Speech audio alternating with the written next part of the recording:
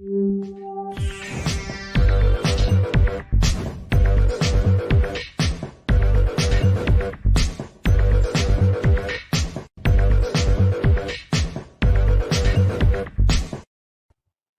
everybody, welcome to the show. You know where you are, the 9 at 9 with me, Tigo. And you know how I love bringing in experts. Oh yes, I do.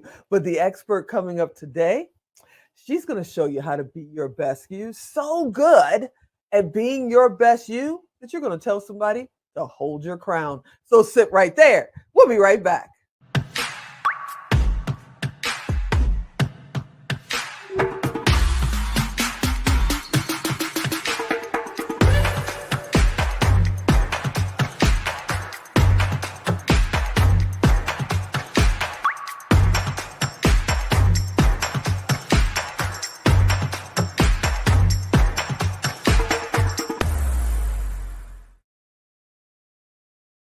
Yep, you heard me right. She is an author, a speaker, and just all around fun. But she knows what it means to create an anthology book. We're going to talk about that. And she knows what it means when you say, hold my crown. That's right. Michelle Mras is here, and we're about to chat with her. Hey, Michelle, what's happening? Hey, I'm doing well. How are you? I am doing awesome because I got through your last name. It's only 4 letters, but it's been tripping me up all day. I'm so excited. How did you, get into being a writer, being a coach? What made you decide to go down that path? It was an accident. I used to write speeches for political campaigns. And in 2014, I was in a car accident that wiped out my memory.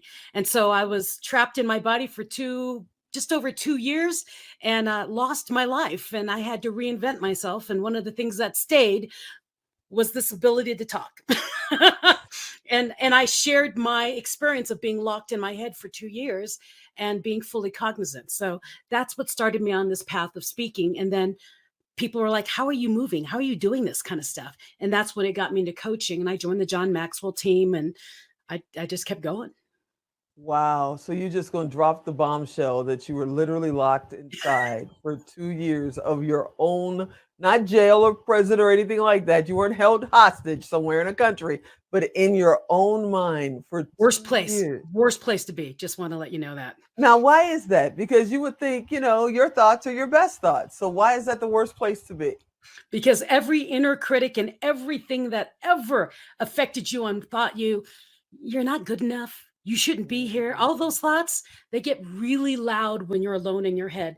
Pretty much everyone experienced that during that whole COVID, that first year of COVID when we're all locked in. And they're like, oh my God, get me out of my house. I don't know. I can't be alone with myself anymore. I was alone with myself for 2 years and it was a mess. It makes you look at your life and reevaluate who you truly are. That's for sure. So the Michelle before, so we're going to stick here for a minute because I'm just like, this is something you tell me pre-production. So the Michelle before and the Michelle now, if you look back and talk to yourself before this happened, what would you tell yourself from what you've learned after it happened? It's everything I teach as a coach and as I speak as an international speaker. Stop being afraid to be you. Stop trying to be someone else. Be who you are. And if you need to be able to get quiet to figure out that is, if you need to go meditate on some hill somewhere, you need to do it. Because for the 47 years of my life, I played small and I played on someone else's playground. And I realized when I was locked in my head, life's too short. I almost lost my life and I had never been me. I mean, so my calling, what I learned was be the best version of you and be unapologetic about it and stand tall because there is no one else but you. That's you. So what about the people that are looking right now and they're listening, they're going, I hear you. And that's what I want to do. And as soon as I lose the weight, as soon as I retire from this job, as soon as Junior goes off to college, as soon as, whatever, that's what they're doing. They're doing that, as back in the South Side of Chicago, we say finto. They're doing that finto. I'm fin to do this and I'm fin to do that. And they don't do anything. They're still talking about it. Some of them are talking about it second and third generation. They're still finto. What do you tell those people? Yeah, I say, get off the I'm gonna fence. because that's what I was gonna do for 47 years of my life. I was gonna wait for something to happen. I did my whole TED talk on it. It's, you know, life is too short. You have to have a goal, but you got to be flexible on how you get there. Just go. It's like a GPS. Find the destination and start moving. And if it changes on the way, you got different streets, it doesn't matter. Still have that destination in mind. The other thing is the differences between a rut and a grave are the dimensions. If you're doing the same thing Ooh, every day and you're expecting something different, then you're not getting anywhere. You're the definition of insanity. Ellen Glasgow said that. Differences I have to between write a that rut and a down. grave. Differences between a rut and a grave. And the last thing is, you have to eat dessert first. I spent 47 years of my life playing small and, oh, I'm not going to wear my good jewelry until this party. Oh, when I lose 50 pounds, then I'm going to wear that dress. I had all these things I was gonna do. And then here I was locked in my body thinking, this is it.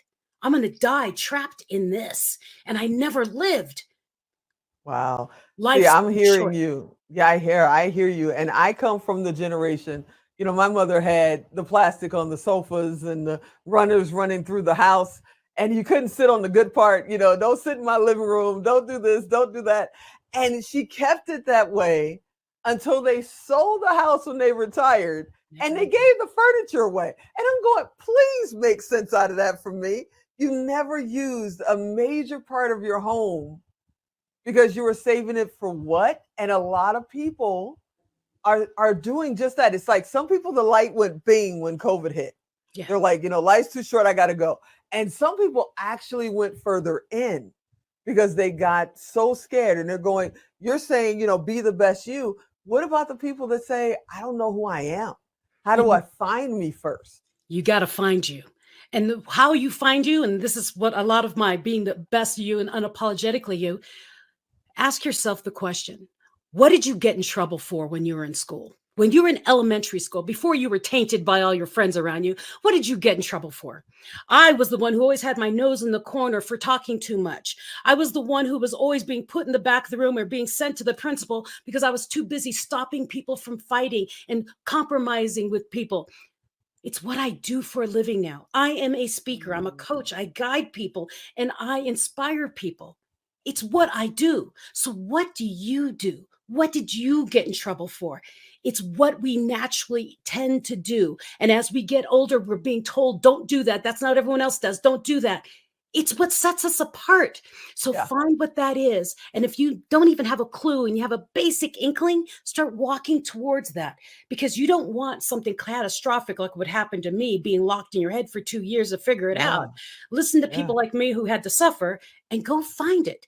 Yes, you may have a 9 to 5 job, but you like to paint. Well, then paint by numbers at night when you get home to relax. I don't care what you do, but you got to I do love it. something, She right? said, Do it. paint by numbers.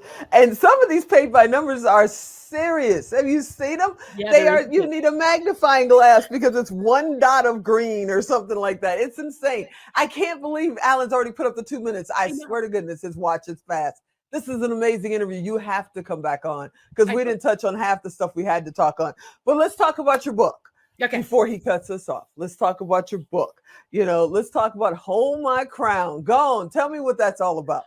Hold My Crown, Women of Grit Share Stories of Resilience, the special Queen's Edition. I'm an international speaker. I travel around and I meet people around the world. And what I did is I met these people who I said, you have got to tell your story. And each one of them said, I don't want to write a book. And I said, well, why don't we all write a chapter in the book and we put it together and we have one big book? And so that's what we did. We all came to agreement. And Hold My Crown actually started off as I said, we all had stories of resilience. And the joke was, I need a version of Hold My Beer that's classy.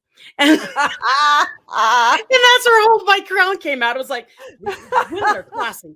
Hold my crown. Let me go take care of some BS and let me get back to you. That's what Hold My Crown is about. Sometimes That's you got to go absolutely through awesome. things. How do they find it? Yeah, sometimes you How do got they to. find it? Oh, easy. My name, MichelleMras.com. So MichelleMras.com. You can find me on all social media. Reach out to me because I actually answer. You are amazing. You've got to come back. I swear to goodness, that was 3 minutes and he's already running the time. We touched on not even the tip of your story. Oh my goodness. I got to have you on a regular. I'm just sitting here like this going, I need popcorn. I need something. Tell them one more time how to find your book, and I'm going to beg her. I promise y'all, I'm going to beg her to come back on. Okay, well, go to Amazon, look up my name, or go to my website, my name, and find me. I have a brain injury from my car accident and all. So I make everything easy. Go to my name, michellemras.com. You can find everything about me. So Easy. you are absolutely fantastic. I hope you come back. Oh my goodness. Best interview I've had yet. Unbelievable. You are amazing. That's awesome. Thank you. Thank you for being on.